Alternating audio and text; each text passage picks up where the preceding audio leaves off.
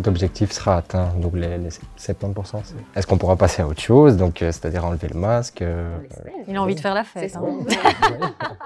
Mais nous aussi. C'est clairement le but, c'est la vaccination, c'est vraiment un des outils majeurs pour sortir de cette crise.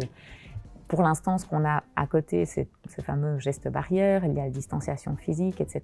Et donc l'idée, c'est que lorsqu'on aura atteint un niveau tel d'immunité qui ralentira complètement la circulation du virus, parce que je pense pas, voilà, je suis pas Madame Irma, mais je ne pense pas qu'on va éliminer le virus, en tout cas parti comme il est parti.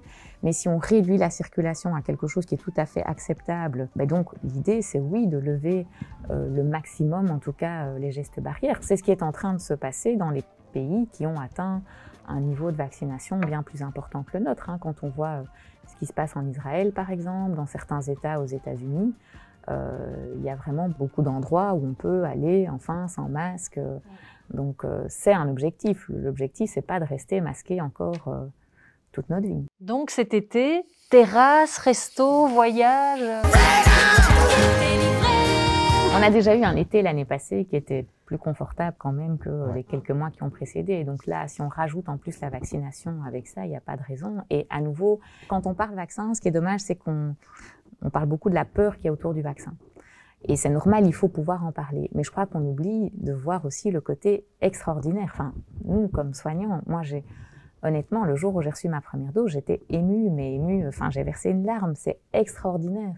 Honnêtement, quand on a soigné autant de patients, quand on a vu aussi tous les dégâts collatéraux, quand on a vécu toute cette pression et quand on voit aussi toute la souffrance, pas que par rapport aux personnes qui ont eu le Covid ou par rapport aux personnes qui ont perdu des proches, mais tout ce qu'il y a autour, les gens qui ont perdu leur emploi, les secteurs qui sont paralysés, se dire qu'en un an, on a un vaccin, c'est extraordinaire. C'est vraiment extraordinaire. Il faut savoir que depuis que cette maladie est sortie, le corps médical s'est retrouvé en échec. À chaque fois qu'on a essayé quelque chose, ça n'a pas marché. Donc on n'a pas trouvé de traitement, on n'arrivait pas à soigner les gens sont restés longtemps malades, il y a eu beaucoup de décès.